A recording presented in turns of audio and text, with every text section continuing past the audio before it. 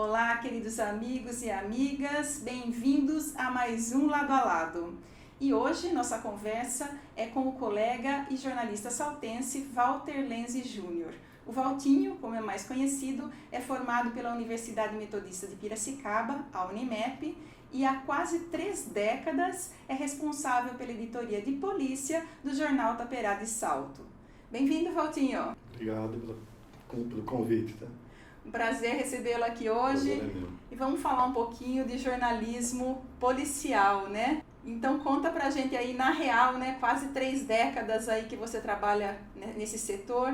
Como é que é ter que levantar no meio da noite para ir cobrir um fato? Não é brinquedo não, hein? Não é fácil não. Antigamente a gente acompanhava os casos, as pessoas não tinham celulares, não tinham nada para fotografar, a gente tinha que ir na madrugada, qualquer horário que ligavam, a gente tinha que acompanhar. Hoje a gente consegue imagens, vídeos com os próprios policiais, né? Uhum. Então facilitou um pouquinho.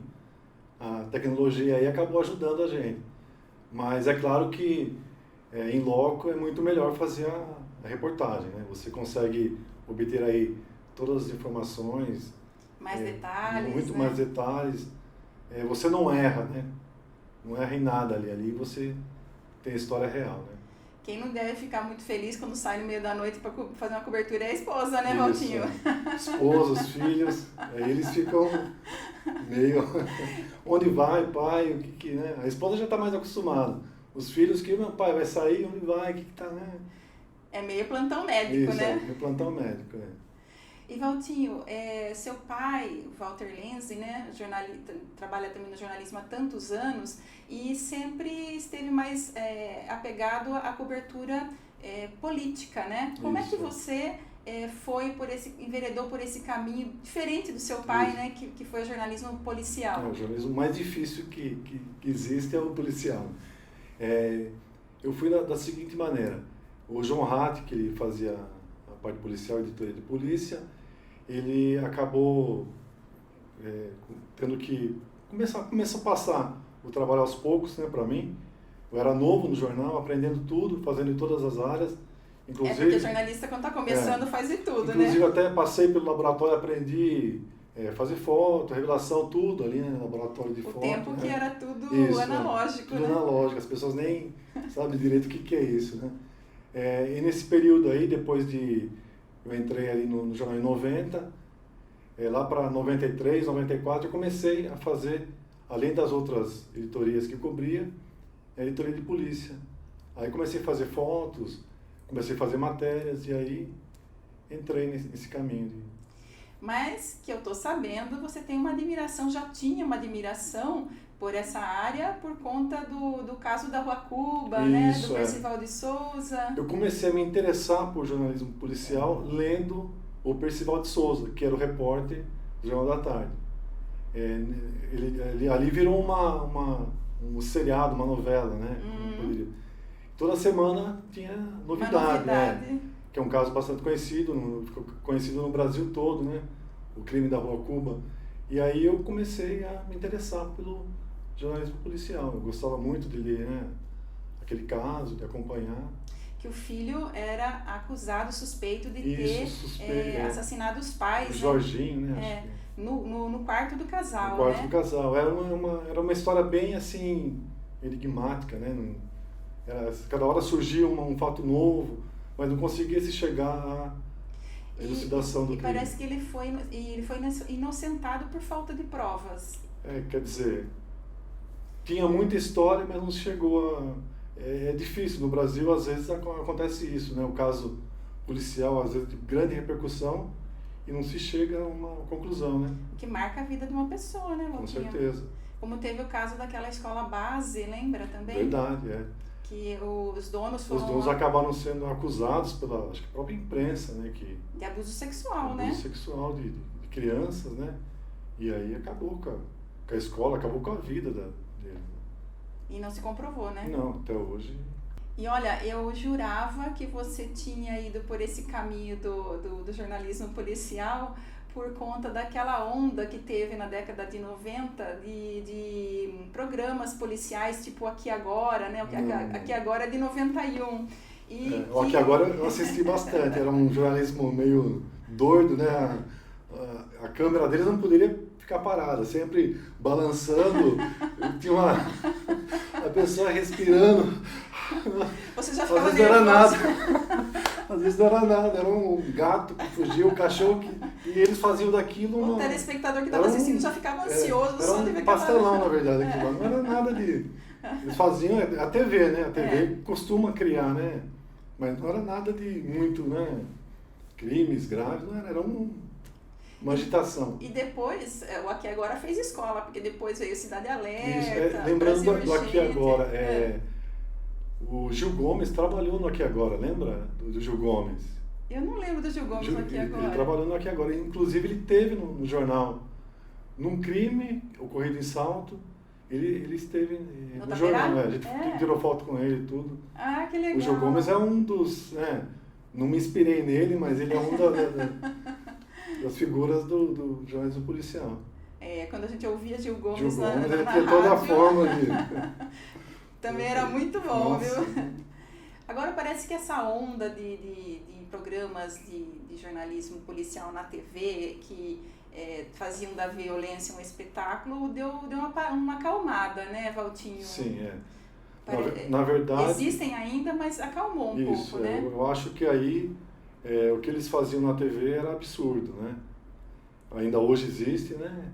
Exploram muito, vai e volta, a imagem 1000 vezes. Passa de novo a mesma imagem. Coisa que o jornalismo impresso não faz isso, é uma coisa mais séria, né? Aliás, hoje as pessoas no jornalismo impresso às vezes reclamam, né? Nossa, mas o jornal não pôs o nome da pessoa, não pôs a foto. A gente esbarra em várias questões aí. A primeira delas, às vezes a polícia mesmo não fornece o nome. É um caso mais complicado, ela não fornece o nome porque às vezes não acredita ou não tem total número de provas ali, o suficiente para acreditar que, né, ou não quer passar por algum problema, ou para não atrapalhar a investigação, existe isso também. Então, algumas coisas acontecem que as pessoas não têm conhecimento. O jornal também, em alguns casos, ele usa só as iniciais. Em que casos usa só as iniciais? Tráfico de drogas, a gente usa só as iniciais, até porque tráfico o cara pode ser inocentado, é uma coisa que ele pode lá alegar que era usuário, que, né? Então, em determinados casos, a gente usa as iniciais, né? A gente prefere usar as iniciais. Num caso que a gente sente que não que está assim, meio mal explicado, a gente procura usar as iniciais. Então, a gente tem que tomar um cuidado, tem que ter... Claro, a gente tem uma ética, segue uma ética, uma norma ética dentro do jornal, e tem alguns casos que a gente acaba, né, tendo que não pode usar por algumas questões. As pessoas não entendem. Elas acham que você deve colocar a foto de todo mundo. O cara é um estuprador. Não, tem que colocar foto para a gente saber quem é. E não... Mas enquanto não se comprova, não fica provado que aquela pessoa nem pode, realmente né, efetuou aquele crime, a gente precisa tomar cuidado, porque senão os processos judiciais vêm, né, Valtinho? Uma coisa que a gente toma um cuidado e a gente quase tem, em todos esses anos, 0 processo praticamente. A gente conta um caso, que na verdade foi um caso que tinha um juiz na cidade que acabou provocando com um preso a delegacia que acontecesse uma ação contra o jornal. Mas tirando esse, imagina, numa área policial. Tão delicada, né? Onde se tem aí uma página por semana. A gente tem toda semana uma página falando de crimes.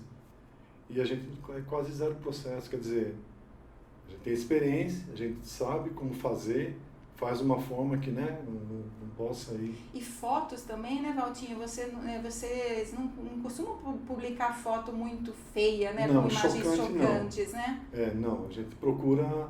A gente quer mostrar a cena de um crime, mas a gente não quer mostrar um corpo.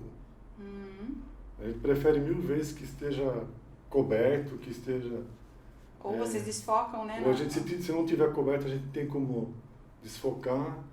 E há um cuidado também, né, Valtinho, com as palavras com que se noticia um fato policial, né? A gente usa suspeito, acusado, justamente porque não se tem uma condenação ainda, né? Às vezes, quando a pessoa ela confessa um crime, ainda aí vai, mas se não é suspeito, acusado...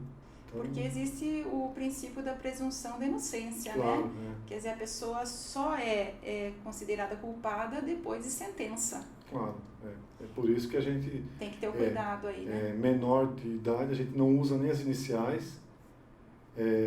Usuário de droga também não. Usuário de droga nem é noticiado. Esse tipo de coisa, hoje em dia, nem é noticiado.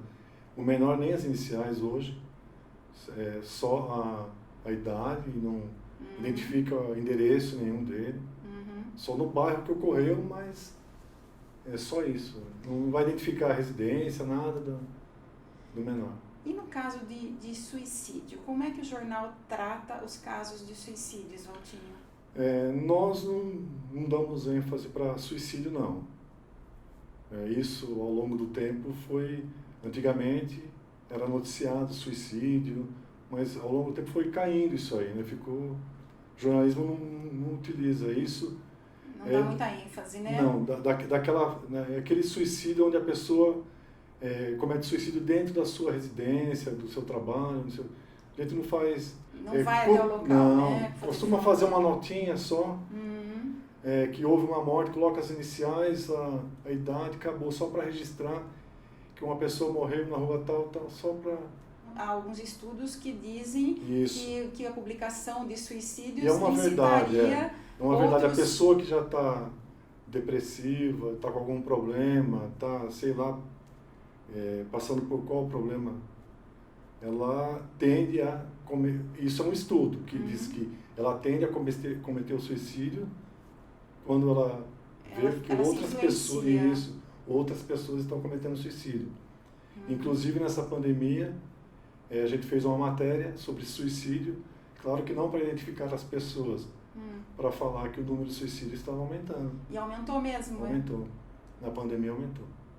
Por conta Quer dizer, a pessoa já está depressiva, já está com os seus problemas. Ela acaba... em isolamento, né? Uma situação que todo mundo passou, imagina a pessoa que está depressiva. E Valtinho, na cobertura policial, quais são as principais dificuldades que você encontra?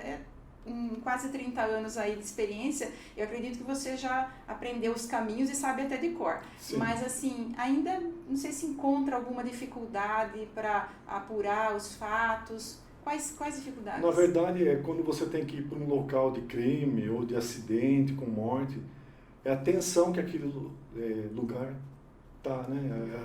Aquela tensão. Uma panela de pressão mesmo. Policial, né? Às vezes de família, às vezes de alguma pessoa ligada à vítima.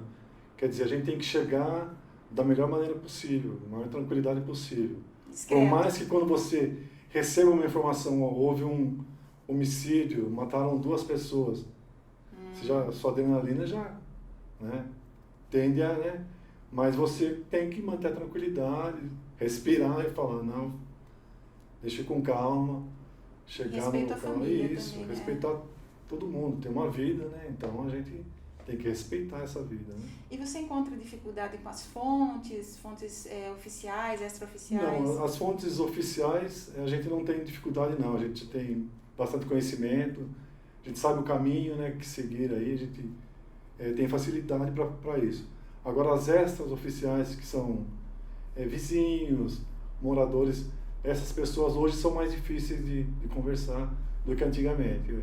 Hoje elas não querem, né, não querem se comprometer com nada, com imprensa, com polícia, com nada. A pessoa não quer se envolver em nada. E Valtinho, conta aí, qual foi o primeiro caso policial que você acompanhou na sua carreira, que marcou o início da sua carreira? Não seria assim um caso exatamente policial. Foi um fenômeno da natureza, né, que acabou aí vitimando saltenses, né, em Itu, que foi o Vendaval de Itu. Nossa, Vendaval. De 91. Né. Eu acompanhei no dia seguinte, eu fui até o local, também estive no velório, tudo, mas eram vários estudantes saltenses que iam para a faculdade em Sorocaba. Isso. Foi muito Foi, triste aquilo. o velório foi no ginásio municipal Uhum. de esportes, aquele ginásio lotado, né? A cidade toda ficou abalada, né? Foi um luto geral, Foi um luto geral, E também nessas 3 décadas, esses quase 30 anos de jornalismo policial, quais fatos assim que você acompanhou mais chocaram você? Teve a rebelião de 96 na cadeia pública de Salto. Eu estava em início também de carreira aí, né? Quando a cadeia era na região central. Era no ainda. centro, onde é a delegacia, nos fundos da delegacia. Uhum. Isso impactou também porque foi uma rebelião extremamente violenta. Inclusive dos presos teve a cabeça cortada. Uhum. Então foi um negócio assim absurdo, né? É difícil pra gente falar depois de tantos anos, né? Imagina não, absurdo, na época. absurdo. Uma situação assim que você não imagina. Parece que não parece ser realidade. Teve essa rebelião, teve também a chacina aqui em Salto no ano 2000, a primeira chacina de Salto. Você foi cobrir. 5 pessoas mortas ali na Barro Júnior, perto do Rio Jundiaí. 5 pessoas. E nessa chacina aí teve um fato inusitado, né? Não digo engraçado porque é uma situação completamente, mas foi inusitado. A polícia, ela encontrou um suspeito a cerca de menos de 100 metros dali. Tinha um bar na esquina ali. Esse bar já havia fechado. A polícia fazendo uma varredura em toda a região, na cidade toda. 5 mortos, a primeira chacina da cidade. Polícia para tudo quanto era lado, polícia em Sorocaba, um monte de policiais trabalhando. Aí eles pegaram um suspeito que estava com um carro. A 100 metros do local da chacina. Menos de 100 metros, num bar da esquina, o bar estava fechado, ele estava dentro do carro. A polícia vasculhou o carro dele e tinha sapatos sujos de sangue. E tinha um monte de roupa, não sei o quê. E aí essa pessoa, ela foi levada lá para dentro da casa onde teve a chacina, aquele monte de aqueles corpos lá amontoados, aquela situação lá terrível de sangue no chão. E eu vi ele, tipo, o que eu estou fazendo aqui? O que aconteceu? Não sei o quê. Depois disso daí, na delegacia, os policiais receberam uma informação de que os autores da chacina estavam na Avenida José Maria Marques, lá em cima. Pegaram esses 2 caras, eles estavam sujos de sangue, aí foram descobrir o que tinha acontecido com essa pessoa que estava no carro. Que eles tinham. Ele foi detida, algemada, levada para a delegacia também.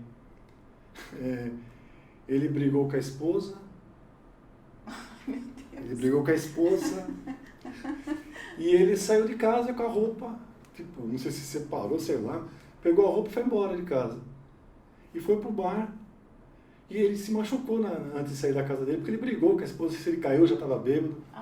Pegou a roupa e saiu com o carro. Olha um pouco. Saiu com o carro, foi no bar.